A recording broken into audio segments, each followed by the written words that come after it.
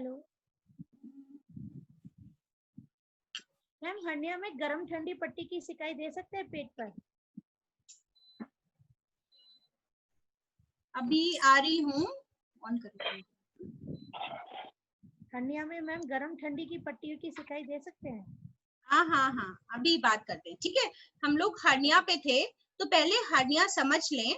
हमारी पूरी एलिमेंट्री कनाल एक बैग में होती है ना। ऐसे समझ लें कि अगर किसी बैग में है और वो बैग थैला, खूब सारी सब्जियां आप ला रहे हैं भरी हुई, और थैला अगर कमजोर है तो वो फट जाएगा कहीं ना कहीं से। कोई हैवी, कभी किधर से कद्दू निकल रहा होगा तो नींबू निकल रहा होगा, ऐसा होगा ना, बाहर की तरफ गिरने लग जाएगा। तो ऐसे ही अगर वो थैला कमजोर है तो आप क्या कर सकते हैं, आप बार बार उसको प्लेट लगवा रहे हो, नेट लगवा रहे हो, रिपेयर करा रहे हो, और जो मुद्दे की बात है वो नहीं कर रहे। कई सारे पेशेंट आए जो 3-3 4-4 बार हर्निएटेड हैं, बार बार ऑपरेशन करा रहे हैं, बार बार वो नेट लगवा रहे हैं। तो जरूरत है उस थैले को स्ट्रेंथ करने की, कि उसको इतनी मजबूती मिले कि एक तो आंतों का भार कम किया जाए, मीन्स उसको खाना कम खिलाया जाए, ठीक है, और दूसरे उसके स्टमक का जो आवरण है ना, बाहर की लेयर, उसको स्ट्रेंथन किया जाए। उसको स्ट्रेंथ करने के लिए सबसे अच्छा है होल्डिंग एक्सरसाइजेस को बढ़ाया जाए। लेग रेजिंग 30 डिग्री करवा के उसको होल्ड कराइए, जिससे स्टमक स्ट्रेंथ बने, बढ़े उसकी। 2-2 3-3 बार दिन में 10-10 बार स्ट्रेंथन करें आप एब्डोमिनल मसल्स को, तब वो आपके आंतों, पेशेंट के आंतों के भार को संभाल पाए। वजन कम करवाइए, खाना बहुत कम खिलाइए, जितनी जरूरत हो उतना खिलाइए, जितना खाया है इतने दिनों में उसको पचाएं। मड थेरेपी इजीली दे सकते हैं, फायदेमंद है। बैंडेजेस फायदेमंद है, जो मैं स्टमक पे बांध के दिखा रही थी, वो नीचे से ऊपर की तरफ hot and cold bandages tightly बांधी जाएं, दिन में 2 बार भी बांध सकते हैं, उसके रिजल्ट्स अच्छे आएंगे। और बहुत ही पेशेंसली उस पेशेंट को फुल बॉडी स्टीम दे सकते हैं, हॉट फुट बाथ दे सकते हैं। बहुत ज्यादा पेट पे और काम ना किया जाए, और धीरे धीरे पेशेंट को ठीक होने दिया जाए।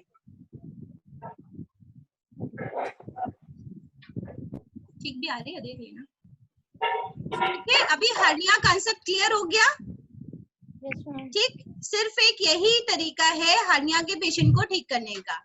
पेट पे कोई मसाज नहीं, कोई एक्यूप्रेशर नहीं, ठीक है, और पेशेंट को कंफर्टेबल पोजीशन में रखेंगे। ठीक है, थैंक यू। कुछ और बताएंगे तो बुला लेंगे। हाँ, स्पाइन वाली भी नहीं कर सकते मैम इसके लिए? कितना क्रॉनिक है, हमारे पास कई सारे पेशेंट आते हैं, पलटे ही नहीं कभी जमाने में, पेट के बल ही नहीं लेटे 10-10 सालों से, तो बड़ा टाइम लगता है चीजों को लेकर के, है ना। और फिर आप करेंगे क्या, उससे कुछ काम बनना हो, कुछ फायदा होना हो, तब तो स्पाइन पे करिए, अगर उसको और सारी प्रॉब्लम है तो। ठीक है, तो पहले जो मूल मुद्दा है, जो उसका मेन प्रॉब्लम है, उस पे बात की जाए। ठीक, नेक्स्ट आते हैं डिप्रेशन, ठीक है, और फिर मेंस्ट्रुअल साइकिल, है ना। 2 तो ऐसे मुझे याद आ रहे हैं, तो इन पे बात करते हैं। डिप्रेशन पेशेंट से बात करके आपको पता चल जाएगा, कहीं ना कहीं हर बंदे को डिप्रेशन है समय समय पर। इतना फास्ट हम लोग चल रहे हैं, ये वाइब्रेशंस है, नेटवर्किंग है, इन सब के कारण हमारा मेंटल स्टेटस बिल्कुल नॉर्मल जैसा नहीं है। ठीक है, तो इसको समय समय पर प्यूरिफाई करना चाहिए। ठीक है, तो हमारा नर्वस सिस्टम, जो हमारा स्पाइनल कॉर्ड है, तो स्पाइन पे कोल्ड एप्लीकेशन हमेशा फायदेमंद होता है डिप्रेशन के पेशेंट के लिए। ठंडा stimulation, cold spinal bath, cold shower on spine at least 10 minutes, या कोल्ड टॉवेल, ठंडी टॉवेल रखना।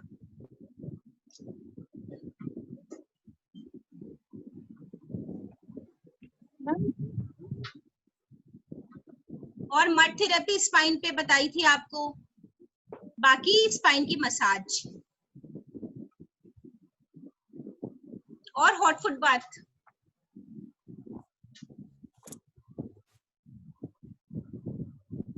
ठीक है मैम, हॉट फुट बाथ का कोई साइड इफेक्ट भी होता है कि एकदम से हेडेक शुरू हो जाना, घबराहट हो जाना, कुछ ऐसा? जब पानी नहीं रखेंगे, पानी कम पिलाएंगे तब होगा। और कोई भी चीज अगर टॉक्सिन्स निकालने की कोशिश कर रही है तो थोड़ा सा फील हो सकता है, अगर शावर दिलाएंगे तो नहीं होगा, थोड़ी देर में नॉर्मल हो जाएगा। ठीक है, रेयर केसेस में ऐसी कंप्लेंट आती हैं, पर वो इसलिए क्योंकि पेशेंट तो बहुत ही कूजी इन्वायरमेंट में रहा है ना, उसने दवा खा के ही अपनी बॉडी को ठीक किया है, इसलिए ऐसा होता है कि पता ही नहीं है बॉडी को। मेरे पास एक पेशेंट आई, उनको ऑस्टियोआर्थराइटिस था। मैंने उनको हॉट फुट बाथ जैसे बिठाया तो कहने लगी मेरे को राइट घुटने में पेन है, आप दोनों क्यों बिठा रहे हो, दोनों क्यों पानी में डलवा रहे हो।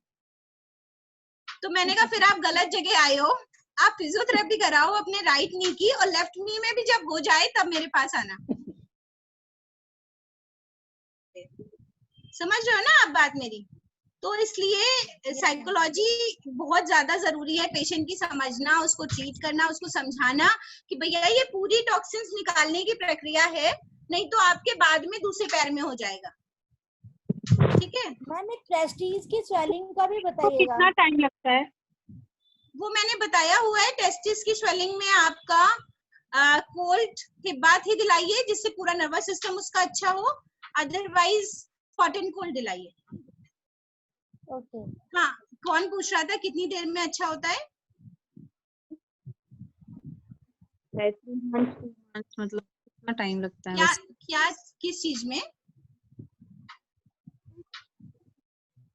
थेरेपी कर रहे हैं और वो मेडिसिन पे है पेशेंट, मतलब वो ओलियंस करके मेडिसिन ले रहा है 5 mg करके, तो उसको कितना टाइम लगता है उसमें से देखिए बाहर? अभी डिप्रेशन का पेशेंट भी ओबेसिटी की तरह अलग अलग रिस्पॉन्ड करता है, उसकी रिसीविंग पावर अलग अलग होती है, कितने दिनों से मेडिसिन खा चुका है इस पे डिपेंड करता है। ठीक है, अभी मैं जिस पेशेंट को अटेंड कर रही थी तो उसको मेडिटेशन सेशंस वगैरह दे रही थी, तो वो तो 1 महीने में ही बिल्कुल ठीक हो गया, नशा मुक्ति केंद्र में जा रहा था और अल्कोहलिक था सीवियर। तो अभी मेरे को नहीं लगता कि 1 महीने में कोई पेशेंट ठीक होता है, 3 मंथ्स लगते हैं डिप्रेशन का पूरी तरह ठीक होने में। ठीक है, तो अभी कुछ भी छूट जाती है, इससे नहीं छूटता, वो मेडिटेशन टेक्निक्स हैं उसके थ्रू। चले अभी आगे एक क्वेरी है ब्लड प्रेशर। तो ब्लड प्रेशर और मेंस्ट्रुअल डिसऑर्डर दो को करेंगे। तो पहले ब्लड प्रेशर पे बात करते हैं। ब्लड प्रेशर 2 तरीके का, हाई और लो। ठीक है, अभी बीच में भी जब मैंने थेरेपीज बताई थी तो पहले लेते हैं high blood pressure. High blood pressure का मतलब है कोलेस्ट्रॉल भी बढ़ा है, टेंशन भी ज्यादा है और हार्ट की आर्टरीज पे प्रेशर बहुत ज्यादा है।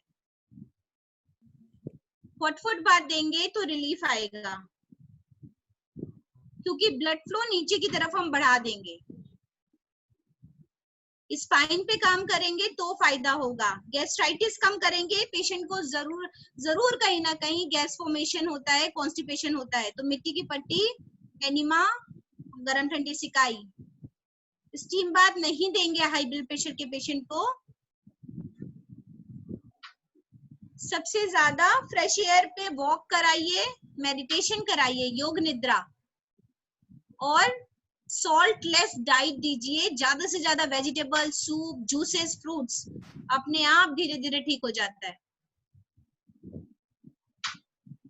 और अगर मसाज कर रहे हैं तो रिवर्स कीजिए कि पैरों की तरफ उसका मसाज होना चाहिए, वो भी अच्छा इफेक्ट डालती है। एक रिलैक्सेशन साइंटिफिक मसाज जो हार्ट से पैरों की तरफ की जाए।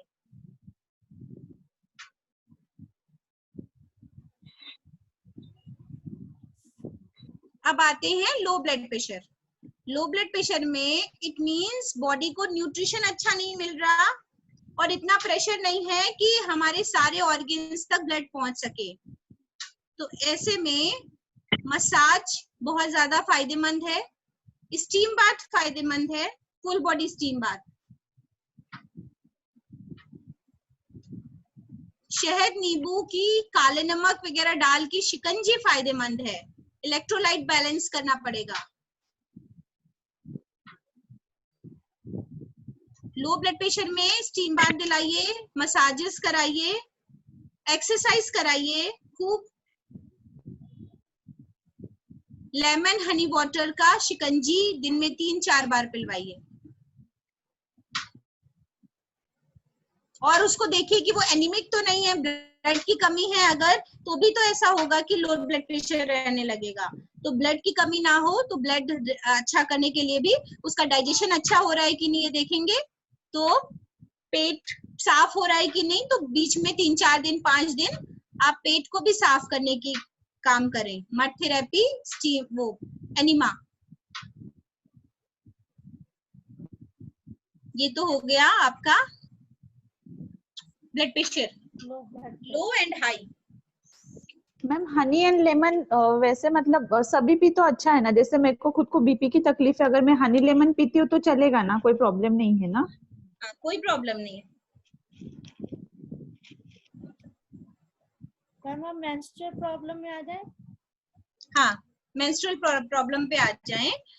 मेंस्ट्रुअल प्रॉब्लम कई कारणों से होती है। एक, जैसे मैंने अभी समझा रही थी मैं, कि जब थैला कमजोर होगा तो भी, तो हमारे जो यूट्रस और ओवरीज हैं वो हैंग हैं, है ना, उनको कोई ऐसी बैकबोन नहीं मिल रही है जो किडनी को मिल रही है ना, और आगे स्टमक है हमारा, तो वो हैंग है हमारे पीछे वाली बॉडीज पे।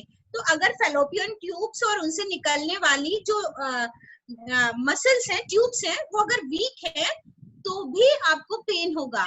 अगर जो यूट्रस का साइज है वो डिसलोकेट है तो भी पेन होगा। तो हम लोग नेवल डिसलोकेशन की तो बात करते हैं, उसको डायग्नोस कर सकते हैं, पर यूट्रस या वोम डिसलोकेशन की बात नहीं करते, जो बहुत ज्यादा केसेस में होता है। तो हमें एक्सरसाइज पे ध्यान देना चाहिए, ठीक है। एक्सरसाइजेस जरूर करनी चाहिए, जिसमें आप जानते हो भुजंग आसन है, और आपका बोट पोज है, नौकासन है, शलभासन है, और 30 डिग्री लेग एलिवेशन है जो स्ट्रेंथ करे और सही तरीके से रखे। इस तरीके से ये तो हो गई एक्सरसाइजेस की बात। फिर आपको बताया कि फ्रूट डाइट पे आइए, और फ्रूट और वेजिटेबल रिच।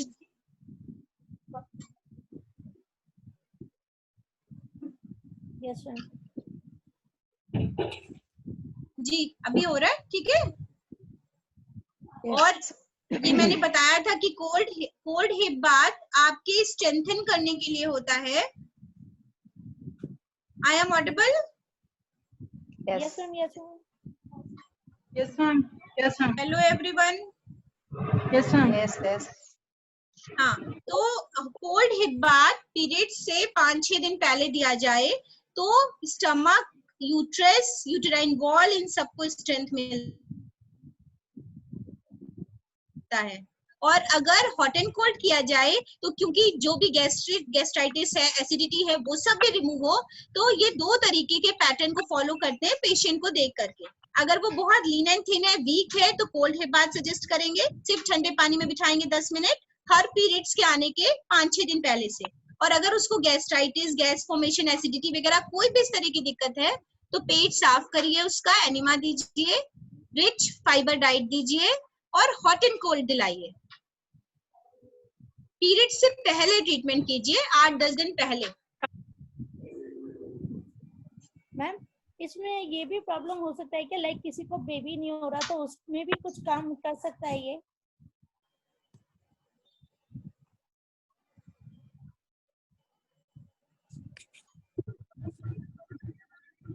हेलो। हाँ बिल्कुल दिलाइए आप। एक्सरसाइजेस, योग, मेडिटेशन और इस तरह का पेट पे मेनली के बाद बहुत फायदा करेगा, बहुत फायदा करेगा। और बहुत सारे केसेस तो हमारे यहाँ ही ठीक हुए हैं कि जिन्होंने कंसीव किया है उसके बाद। मैम क्या क्योंकि मेन यही है कि हमारे यूट्रस को स्ट्रेंथ मिलती है ना। अभी बात करते हैं डायबिटीज की, क्योंकि मेन जो डिजीजेस हैं वो काम आ जाए आप सबको। यूट्रस में अगर सिस्ट हो तो सब लोग म्यूट करें और एक लोग ही ऑन करके बात करें, है ना। मैम अगर सिस्ट हो तो वो भी बता डायबिटीज पे बात करते हैं। डायबिटीज आप सभी जानते हैं। एक क्वेश्चन है, इससे पीरियड से रिलेटेड, पीरियड्स डिले हो जाते हैं जैसे थायराइड पे 10 डेज। डायबिटीज पे बात करते हैं। डायबिटीज आप सभी बताएं। मैम बहुत नॉइज आ रहा है पीछे से ना, पता नहीं किसका वो- ऑन है, प्लीज वो म्यूट सभी को म्यूट करना चाहिए, प्लीज म्यूट। मैम अगर इसमें सिस्ट हो तो, किसी को यूट्रस में सिस्ट हो तो इसका भी क्लियर कर दीजिए, ये एक साथ सेम ओवरी और सेम यूट्रस का एक सेम। साथ हो जाएगा। ओके हाँ, सिस्ट है तो भी सेम ट्रीटमेंट दीजिए उसको, अल्कलाइन डाइट पे रखिए और हिप बाथ सजेस्ट कीजिए, ऑल्टरनेट हिप बाथ सजेस्ट कीजिए, सिखा दीजिए उसको अपने घर पे, ले टब्स रेडी करवा दीजिए, ले फायदा होगा।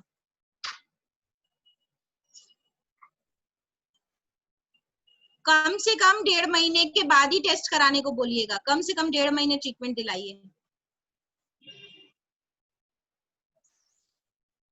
अभी बात करते हैं डायबिटीज की। डायबिटीज के केस में आप जानते हैं कि सर्कुलेटरी सिस्टम डिसऑर्डर होता है। सर्कुलेटरी सिस्टम में पैनक्रियास को एक्टिवेट करना है कि वो इंसुलिन सिक्रीट करे। तो पहले तो हमने आपको बताया कि पेशेंट को ज्यादा से ज्यादा फ्रूट डाइट पे रखिए, जो कि नहीं कर रहे हैं लोग। अनार से लेकर के हर मीठा फल खिला सकते हैं, और फलों को डाइजेस्ट होने के लिए फ्रक्टोज शुगर की जरूरत है, इंसुलिन की नहीं। उसके मेटाबॉलिज्म में इंसुलिन की जरूरत ही नहीं है। और डॉक्टर सारे के सारे मीठे फ्रूट्स ही मना कर देते हैं।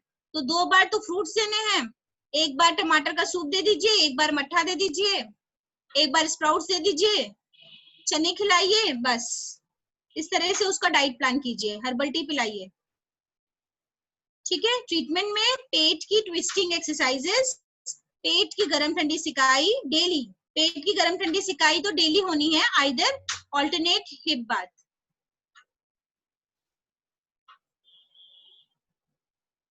शुरुआत के दिनों में एनिमा दिया जाए, स्टीम बाथ दिया जाए, सनबीम थेरेपी भी बहुत फायदेमंद है डायबिटीज के केस में। एंडोक्राइन सिस्टम अच्छा काम करे। अगर इंस्ट्रूमेंट ना हो तो कौन सा कलर है फिर, जैसे बॉटल कौन सी यूज करनी है सनबीम के लिए? ऑरेंज, ऑरेंज बॉटल में चार्ज किया हुआ पानी पिलवाइए दिन में 3 बार।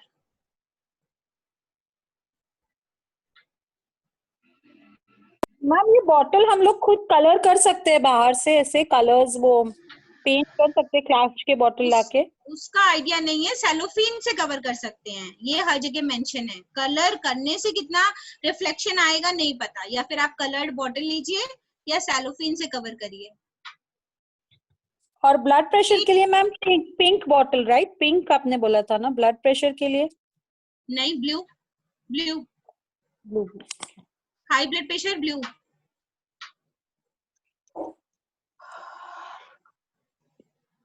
अभी बात करते हैं थायराइड। ठीक है।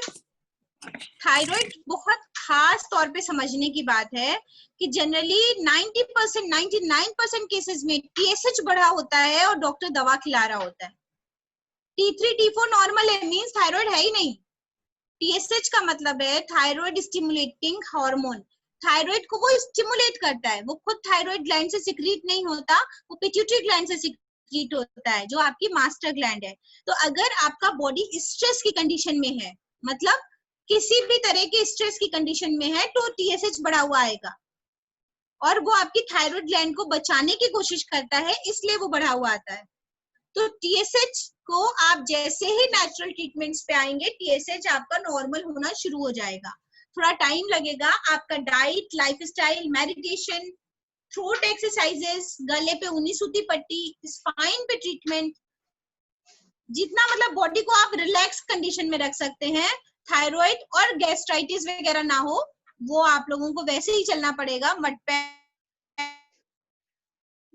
और हॉट एंड कोल्ड और एनिमा कुछ दिन दे करके, तो ठीक हो जाएगा। अब बात आती है, अगर T3 T4 बढ़ा हुआ है तो आपको थ्रोट एक्सरसाइजेस, गर्दन पे गर्म ठंडी सिकाई और गर्दन की ऊनी सूती पट्टी ट्रीटमेंट देना पड़ेगा, और एक हॉट फुट बाथ।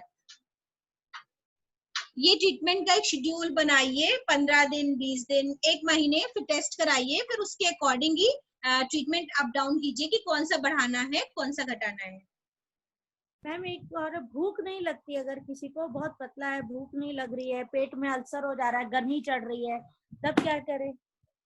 पेट पे मड पैक बहुत फायदा करेगा, अल्टीमेट रेमेडी है। दिन में 2 बार दीजिए, 7 दिन तक भूख खुल के लगने लगेगी। अगर जरूरत पड़े कि पेट साफ नहीं हो रहा है तो एनिमा भी दीजिए। मैम एक बार T3 T4 अगर इंक्रीज हो तो उसके लिए एक बार फिर से एक्सप्लेन कर दीजिए। गर्दन पे गरम ठंडी सिकाई, थायराइड ग्लैंड पे गरम ठंडी ऊनी सूती पट्टी,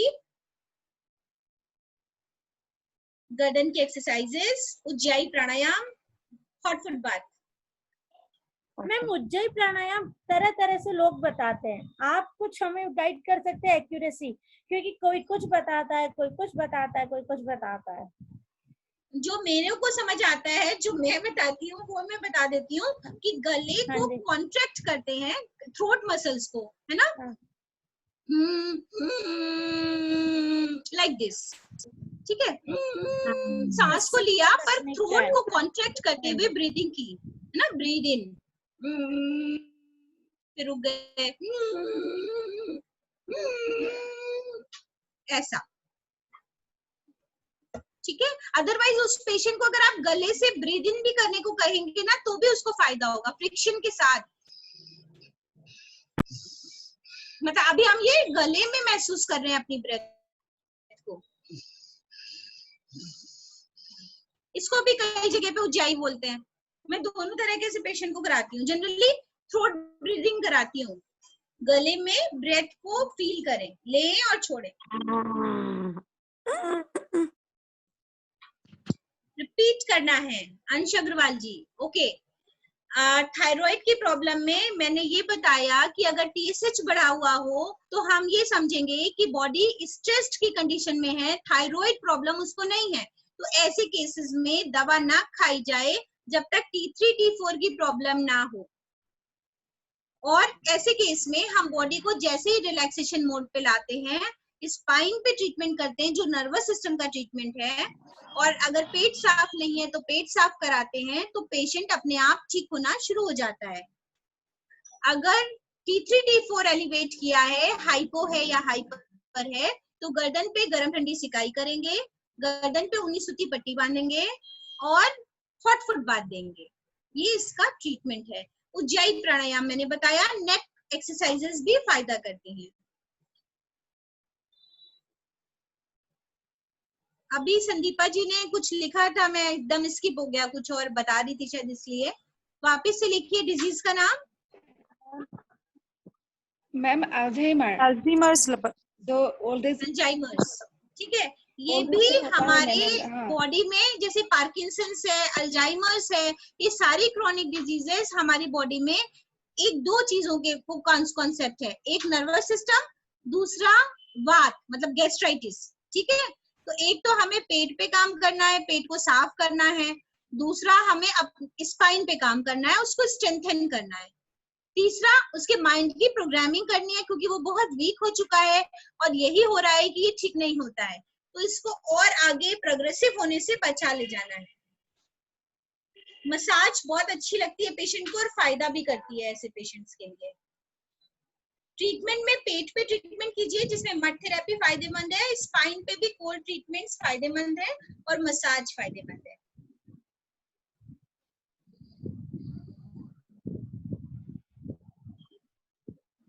मसाज तो मैम वैसे सबको ही पसंद आती है, हर एक को ही। हाँ, व्हाई नॉट, रिलैक्स करती है ना हमारे बॉडी को, ब्रेन को। एक्सरसाइज का एक ऑल्टरनेट है। जो पेशेंट एक्सरसाइज नहीं कर पा रहा है तो उसको मसाज के थ्रू एक्सरसाइज कराई जा रही है, ठीक है। तो ओल्ड एज पेशेंट्स को तो जरूर से करवानी चाहिए। पहले तो इसीलिए लोग स्वस्थ रहते थे ना, कि डाई वगैरह लगी रहती थी और मसाजेस हो रही हैं महारानियों की, वैसे भी तो ठीक रहते थे, सब स्वस्थ रहते थे। अब वर्कलोड इतना ज्यादा है, टॉक्सिन्स इतने ज्यादा हैं और बॉडी को टाइम बहुत कम दिया जा रहा है। जी बताएं। सिर दर्द, माइग्रेन। हाँ, सिर दर्द, माइग्रेन, एक तो ये है कि किसी चीज का स्ट्रेस है, तो या तो साइकोलॉजिकली वो पेशेंट लगातार गलत ही सोचता है, उसका प्रॉब्लम ही यही है कि कोई भी एक चीज पकड़ ली और वो कंटिन्यूअस सोच रहा है, तो आप फिजिकल ट्रीटमेंट से उसको ठीक नहीं कर पाएंगे, समझ रहे हैं। तो पेशेंट का साइकोलॉजिकली पूछना पड़ेगा कि वो क्यों हो रहा है भाई, तो वो कहेगा हमें ये बात नहीं भूल रही, वो बात नहीं भूल रही है, तो उसको उस तरह से काउंसलिंग और मेडिटेशन सिखाने पड़ेंगे, योग निद्रा का अभ्यास कराना पड़ेगा कि उसका दिमाग थोड़ा खाली रहे। दूसरा, माइग्रेन और सिरदर्द का कारण सर्वाइकल हो सकता है, तो सर्वाइकल अगर उसको है तो सर्वाइकल का ट्रीटमेंट करें। गर्दन के पीछे गर्म ठंडी सिकाई करें, हाथों का एक्यूप्रेशर करें, हॉट फुट बाथ दें। तीसरा रीजन कॉन्स्टिपेशन हो सकता है, एसिडिटी हो सकती है, तो उसको उस तरीके से ट्रीट करें कि पेट की गर्म ठंडी सिकाई करें, पेट पे मिट्टी की पट्टी रखें और एनिमा दें। हॉट फुट बाथ फायदा कर सकता है, हॉट फुट बाथ फायदा कर सकता है इंस्टेंट हुए सिर दर्द में। अगर कहीं धूप से आए हैं, कोई स्ट्रेस है, कुछ है, ऐसा नहीं होता है ओफेनली और हो जा रहा है, तो हॉट फुट बाथ फायदा करेगा। जी बताएं। आपने बोला था माइंड प्रोग्राम करने के लिए, तो उसके लिए क्या करना चाहिए? वो अल्जाइमर के लिए क्या करना है? आपने बोला था पेट के लिए अल्जाइमर के लिए क्या माइंड। बोला मैंने? हाँ जी, अल्जाइमर के लिए स्पाइन पर काम करना चाहिए, एक तो पेट के लिए, और दूसरा आपने बोला था, तीसरा बोला था माइंड प्रोग्राम के लिए, या कुछ और बोला था, मैंने तो ऐसा ही सुना, माइंड प्रोग्राम करना चाहिए। Mind programming. हाँ हाँ, माइंड प्रोग्रामिंग, क्योंकि वो पेशेंट बहुत वीक होगा ना, मतलब उसको यही पता होगा कि अब मैं ठीक नहीं होऊंगा, है ना, तो पॉजिटिव ऑटो सजेशंस उसको दिलाना कि सब कुछ अच्छा हो सकता है, सब कुछ रिवर्सिबल हो सकता है, ठीक है। तो अभी धीरे धीरे उसको पॉजिटिव एटीट्यूड क्रिएट करना, नहीं तो वो ठीक नहीं हो पाएगा।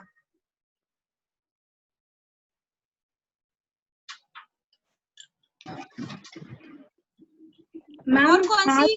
हाँ बताएं।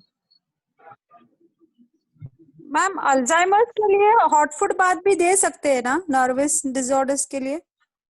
नर्वस डिसऑर्डर के लिए हॉट फुट बाथ नहीं होता। पहले समझिए मेरी बात कि हॉट फुट बाथ क्या कर रहा है, पैरों का वैसोडाइलेशन कर रहा है, जिससे अपर पार्ट पे जितना टॉक्सिन्स जमा है, एक्सेसिव ब्लड है, वो नीचे की तरफ फ्लो कर जाता है। इसलिए फ्रोजन शोल्डर में फायदेमंद है, हेडेक माइग्रेन में फायदेमंद है, सर्वाइकल में फायदेमंद है, हार्ट डिजीज में फायदेमंद है, हाई ब्लड प्रेशर में फायदेमंद है, एस्थमा में फायदेमंद है, ठीक है।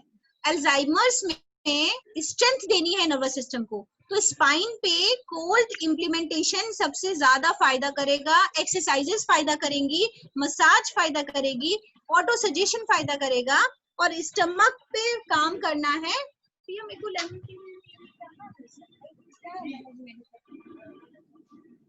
ठीक है, तो स्टमक पे काम करिए। वात रोग है अगर, मतलब गैस्ट्राइटिस है, उसको रिमूव कीजिए।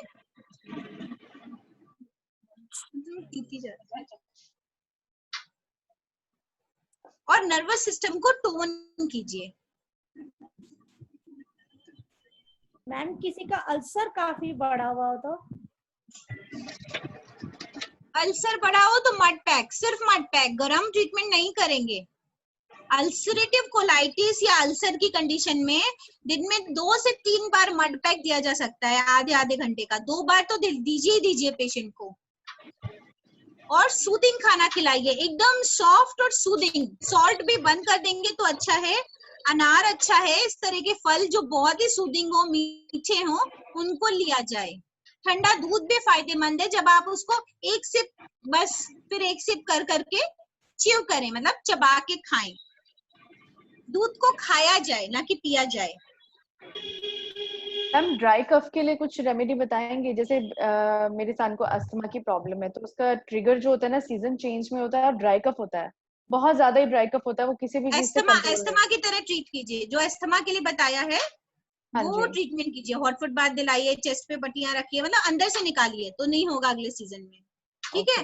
बाकी तुलसी और अदरक और शहद का जो पिलाते हैं काढ़ा पीस करके, वो फायदेमंद है। वेरिकोस वेन्स, अंश अग्रवाल जी ने पूछी है, वेरिकोस वेन्स में सबसे ज्यादा यही है कि हमारे पैरों की तरफ ब्लड सर्कुलेशन अच्छा नहीं है और स्ट्रेंथ भी नहीं है नसों में, तो मसाज सबसे ज्यादा फायदेमंद है, और बैंडेजेस फायदेमंद है। हॉट एंड कोल्ड बैंडेजेस फायदेमंद है, मसाज फायदेमंद है, एक्सरसाइजेस फायदेमंद है।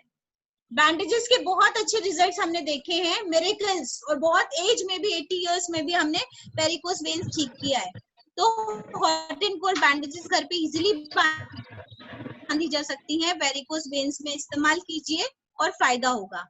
ठीक है, एक्सरसाइज hot कराइए, water स्ट्रेचिंग इसमें। Forward backward round and round खूब सारी बार, जब तक दर्द ना आने लगे पैरों में उतनी। मैम एलर्जीज इसमें एक हॉट पॉइंट है बात कि ना दें। हॉट फुट बात डिपेंड करता है, क्योंकि अभी एक पेशेंट था जो मेरे को तो देना चाहिए कायदे से, है ना, तो उसका कंडीशन देखते हुए दीजिए, फायदा करता है हॉट फुट बात। तो उनको किसी एलोपैथ डॉक्टर ने बता दिया कि गरम ट्रीटमेंट बिल्कुल नहीं देना है, तो वो गरम कौन सा वाला गरम था पता नहीं, तो वो मैंने फिर बैंडेजेस ही बांधी उनको। मैंने कहा ठीक है, दिमाग से जब हट जाए तब आप लीजिएगा। ऐसा भी होता है कि आप बाय फोर्स नहीं कर सकते कुछ भी, समझ रहे हैं ना, क्योंकि ये बड़ा विडंबना है नेचुरोपैथी की, एलोपैथ का प्रभुत्व ज्यादा है। मैम हाथ तो पैरों पे पसीना आता है, जैसे लिखने में भी बहुत प्रॉब्लम होती है, इतनी स्वेटिंग होती है, तो उस चीज में कैसे ट्रीटमेंट कर सकते हैं? नर्वस सिस्टम डिसऑर्डर है, नर्वस सिस्टम वीक है, स्ट्रेंथन स्पाइनल कॉर्ड को दीजिए कोल्ड ट्रीटमेंट स्पाइनल कॉर्ड को दीजिए। एलर्जीज की बात करते हैं, हमारी बॉडी में जब कभी कुछ, एलोपैथ का तो ये डेफिनेशन है, जब उनको कुछ समझ में नहीं आता है तो वो एलर्जी है, किस चीज से है, क्यों हुई, ये नहीं पता, तो डिपेंड करता है। एलर्जी भी हमारी बॉडी का कुछ इस तरह का सिम्टम है जो बॉडी निकालने की कोशिश कर रही है, जो मैंने पहले बताया था। तो अगर शरीर को हम डिटॉक्सिफाई करेंगे तो हम एलर्जी से बच जाएंगे। एलर्जी स्नीजिंग हो सकती है, कोल्ड एंड कफ हो सकता है, फीवर हो सकता है, ईचिंग हो सकती है। तो किसी भी तरह की एलर्जीज में सिंपल 3 से 4 दिन का डिटॉक्सिफिकेशन मेथड करिए, जैसे मिट्टी की पट्टी है, एनिमा है, हॉट एंड कोल्ड कंप्रेस है पेट पे, फुल बॉडी स्टीम बाथ है, ऐसा, इससे बहुत अच्छा रिजल्ट आता है।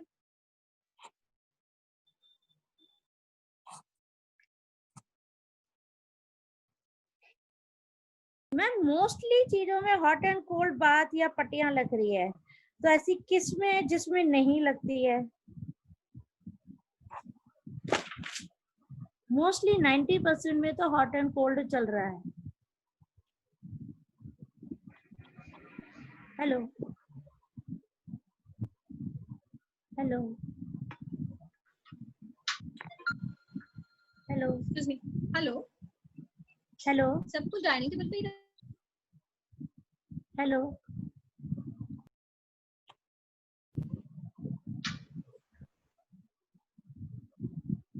जी मैम अभी कुछ मोस्टली डिजीज में हॉट एंड कोल्ड बात या हॉट एंड कोल्ड पट्टियां चल रही है, ऐसा कुछ है जिसमें नहीं चलता हो, वो भी एक बार फिर से बताएंगे? क्या नहीं चलता जिसमें हॉट एंड कोल्ड नहीं दे सकते? जी। जब सारा प्रोसेस ही खून के दौरान को अच्छा करना है, जब हमारा ब्लड एक जगह पे जाएगा तो वो टॉक्सिन्स को रिमूव करेगा, जो कैपिलरीज में डिपोजिशन है उसको क्लीन करेगा, तो गर्म ठंडा तो देना ही पड़ेगा।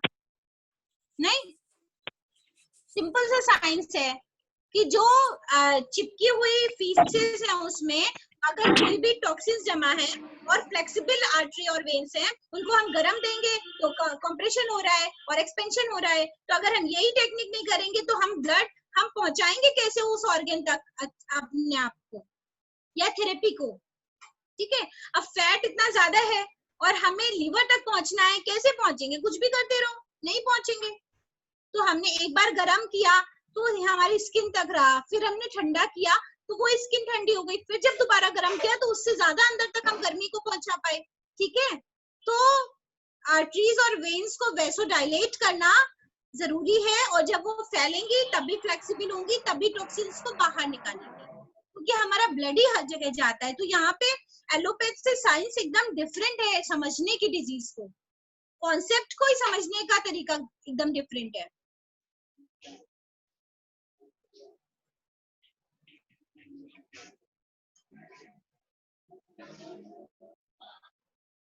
यस, कोल्ड एप्लीकेशन स्ट्रेंथ के लिए है और डिटॉक्सिफिकेशन के लिए एनिमा, मड पैक, पेट की गर्म ठंडी सिकाई और स्टीम बाथ। डिटॉक्सिफिकेशन 3 दिन में प्लान करें अगर किसी का, तो पेट पे मिट्टी की पट्टी, पेट की गर्म ठंडी सिकाई, एनिमा, ठीक, एक ट्रीटमेंट। डिपेंड करता है, 3 दिन लगातार दीजिए और स्टीम बाथ दीजिए। अगर बहुत अच्छा पेशेंट बहुत दूर से आया है और आपको टाइम देना है तो मसाज करा दीजिए, ठीक है। तो ये एक कॉम्बिनेशन है 3 दिन का, जिससे वो डिटॉक्सिफाई करता है। अल्कलाइन डाइट पे रखिए, रख सकते हैं, बहुत दिक्कत है उसको एलर्जीज क्या किसी की, लिक्विड डाइट पे रख दीजिए, liquid fruit fasting, fruit juice पे रख दीजिए। पेशेंट की जितनी छोटी छोटी परेशानियां होंगी सब ठीक हो जाएंगी, पर रेस्ट पे डालना है पेशेंट को, है ना, फिर वो ऑफिस नहीं जा सकता। और मैम पैरालिसिस हो तो उसमें कौन सी थेरेपी देंगे, और सिर्फ फेस पे हो तो कौन सी थेरेपी देंगे? एक्सरसाइज का रोल अच्छा है, और फिर से वही बात है कि मसल्स को टोन करना पड़ेगा, तो ठंडा इम्प्लीमेंटेशन, आइसिंग की जाए, है ना, किसी कपड़े में आइस भर के आइसिंग की जाए, मसाज की जाए और एक्सरसाइज कराई जाए तो अच्छा है, क्योंकि बाकी जो बॉडी का होना था वो हो चुका है, अभी जो पर्टिकुलर बचा है उसी पे काम करने वाली बात है। तो मैम पैरालाइज में गरम ठंडा नहीं चलेगा, इसमें भी तो गरम ठंडा चल सकता है ना, क्योंकि उसकी सारी मसल्स बोन सब स्टिफ हो गई है मैम। जी, बच्चों को भी एलर्जीज हो तो सेम है। हाँ, डिपेंड करता है कि पैरालिसिस कितने दिनों पुराना है। अगर 3-4 महीने हो गए हैं तो स्टबर्न हो गया है, स्टिफ हो गया है, तब दे सकते हैं। इनिशियल स्टेज का है पैरालिसिस, तो कोल्ड एप्लीकेशन नर्वस सिस्टम को ज्यादा स्टिमुलेट करेगा। तो स्पाइन पे करें फिर तो मैम, स्पाइन पे कर सकते, स्पाइन पे कर सकते, स्पाइन पे कर सकते। मैम मैम, बेडशीट पैक दे सकते हैं इसमें पैरालिसिस में? बेडशीट पैक दे सकते हैं बेडशीट पैक। मैम एक चीज और, किसी का हीमोग्लोबिन है ना 20 हो जाता है, जनरली 16 रहना चाहिए, 15-16 लाइक हाईएस्ट है, ठीक है। किसी को है ना लाइक मिनरल्स आउट नहीं कर रहे हैं, किडनी कम कर रही है और उसका हीमोग्लोबिन 20 हो जा रहा है, तो ऐसे में क्या करें? हिब्बा दिलाई ऑल्टरनेट, किडनी फंक्शन नहीं कर रही है तो हिब्बा दिलाइए। ओके मैम 80s वगैरह में 70s वगैरह में हैंड्स और लेग्स जैसे थोड़े ट्रेम्बल करते हैं, एल्डरली के थोड़े से हाथ ऐसे ट्रेम्बल करते, पैर ट्रेम्बल करते, तो उनको क्या करना चाहिए? वैसे तो ये फिर से अगेन नर्वस सिस्टम डिसऑर्डर है। स्पाइन पे कोल्ड एप्लीकेशन फायदा करता है, मसाज फायदा करती है, और एक्यूप्रेशर हैंड्स का मसाज वगैरह भी फायदा करेगा। मैम फ्रूट डाइट भी काम करती है ना, इसमें आपके विटामिन से और ये सब बढ़ा देने से भी कम हो जाती है। बिल्कुल, वो तो आपको देखिए, वो तो आप